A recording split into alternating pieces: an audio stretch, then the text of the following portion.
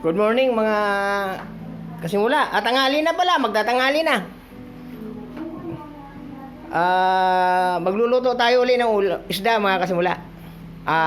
Ano to? Sorahan at Danoy galing Bicol. Katando Anis, galing Katando Anis to, malasa to. Tapos tong misis ko, ayan, bumili pa rin ng tilapia.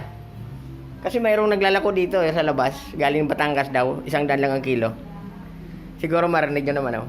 Tapos nagagamitin natin dito yung ibang ingredients mga kasimula ay galing na sa tanim ko. Kaya tara mga kasimula, samahan nyo ako. Kukuha tayo ng gagamitin dyan. Tara mga kasimula. Aka tayo. Doon na tayo mga kasimula. Ayan o. Ang kukunin natin ay kalamansi. Ang lalaki na lang mga kalamansi ko mga kasimulo. Ayan o. Ang lalaki na. Pipitas tayo. Pipitas tayo mga kasimula ng kalamansi. Dandahanin lang para hindi maputol ang sanga. Kasi ano, may bago siyang mga sanga na kasi umaga at hapon dinidiligan ko ito mga kasimula. Tinan nyo kasimula, bago pa lang. Marami ng bagong sibol na sanga. Tsaka naman mulaklak na naman uli mga kasimula. Ayan o. Ang dami naman yung maliit na bunga. Masipag siya. Masipag siya mga kasimula. Dandahanin lang natin mga kasimula. Baka dandahan lang. Yun, success. Walang naputol na sanga.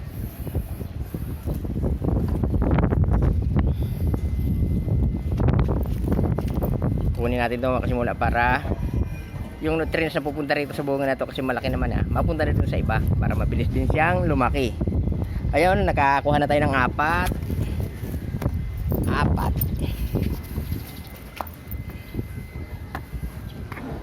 Lagay mo natin dyan mga kasimula. Ito muna.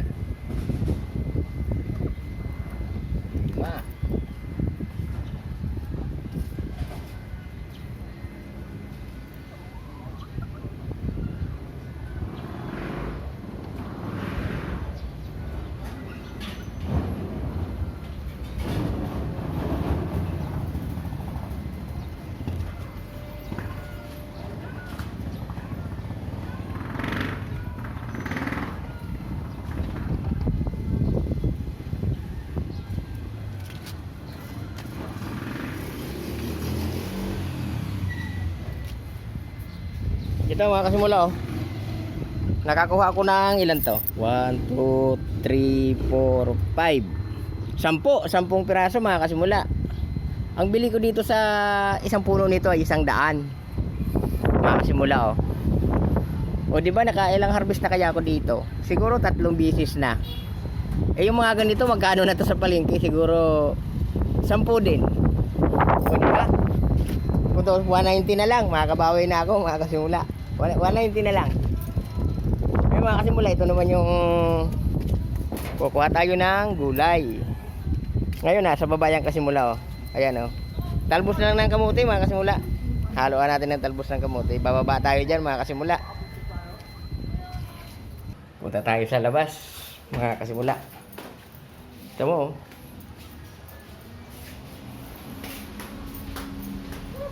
Labas.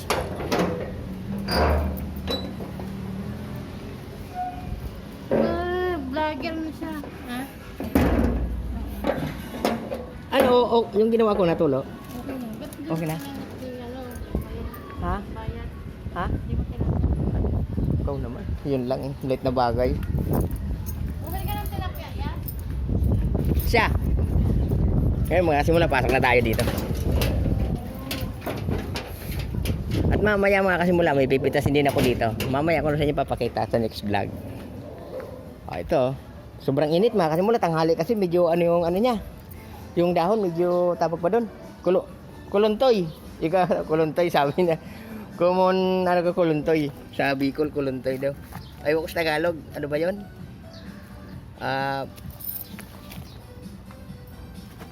Tama kasimula oh. Malinis to. Oh. Itong halo natin. Oh. Makuha tayo. Ayan.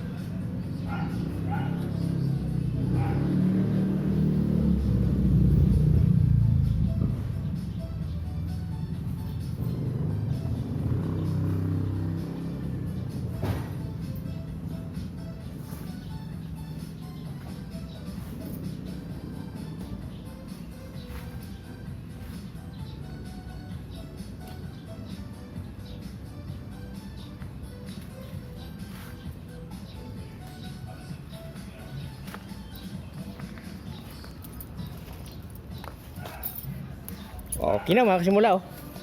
Ayan oh. Mainit. Marami pa. Pero ano to? May balak na akong palitan to mga kasimula. Kasi yung variety ng kamuting yung bago. Papalitan ko na siya ng bagong variety.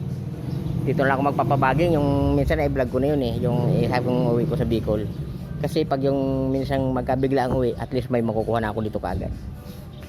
Masarap kasi yung kamote na yun mga kasimula. Kasi nung pumunta ako ng Bicol mga kasimula, ano siya?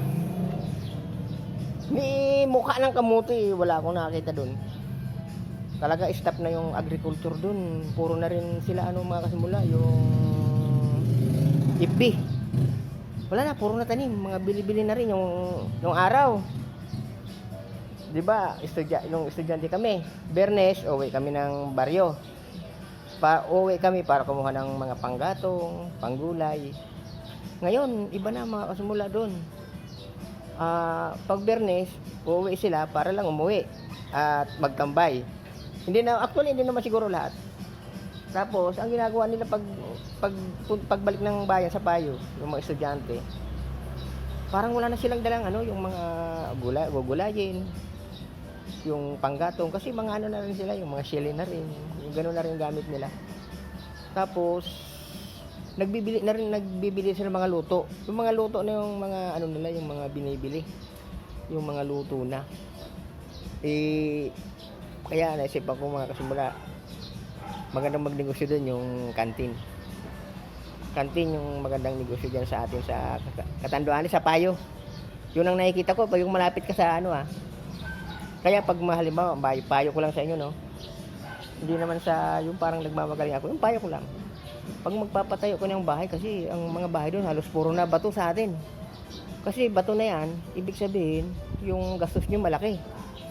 Pipili kayo ng location na pwede siyang maging komersyal, na pwede yung pagnegosyohan mga kababayan ko doon sa payo. Hindi yung porque lang, yung paggawa lang ng paggawa. Kasi dapat yung papagawaan yung may balik. Kasi ang laki ng gastos magbabahay doon eh. Alam mo, mahal ang mga materialis eh.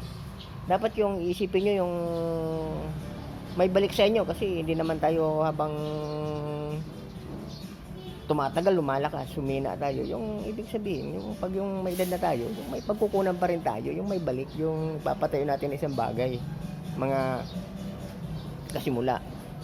O sige kasimula, humahaba yung natin Mga isang mga input ko lang yan. Kasi mahirap yung pag magpamilya ka kasi mga kasimula. Dapat talaga nakaplano. Hindi yung basta-basta tira na ng tira. Sa tayo mga kasimula.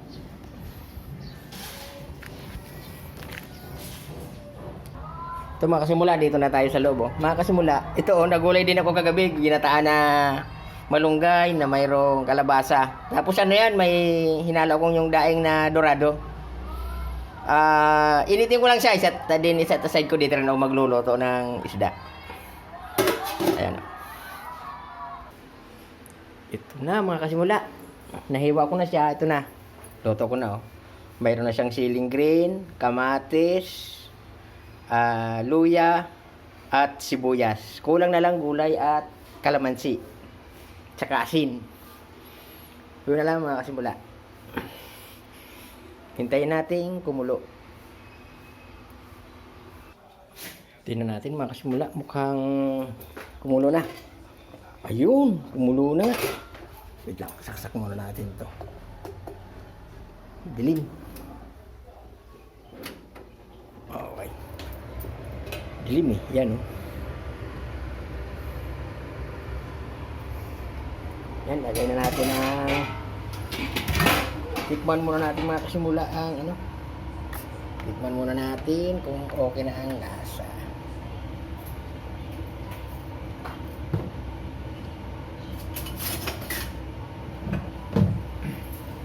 Tikman natin mga kasimula kung okay na yung ano niya. Alat niya. Kasi may asin na to kanina. Nilagyan ko.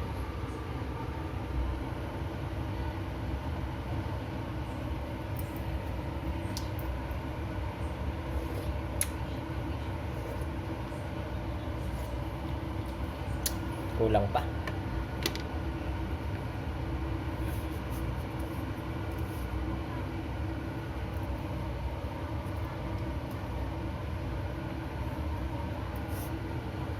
Ang taba niya mga kasimula, nagmamanti-mantika ang taba ng ano, surahan tsaka danoy.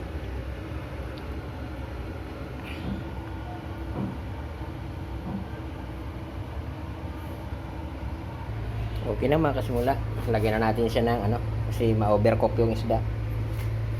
Lagyan na natin ng talbos. Yan o. Hindi na siya isda, gulay na. Hindi na isda, nawala na yung isda.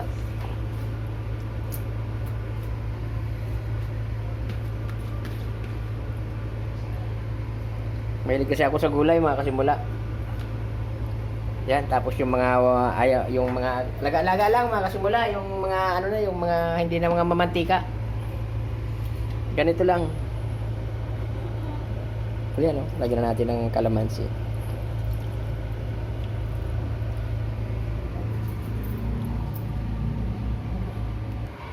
Natin mga kasimula, mukhang okay na. Uyong, kumulo na. Okay. Tingnan natin magsimula kung okay na yung lasa, kung sakto na lahat, asim, alat. Okay, tingnan natin.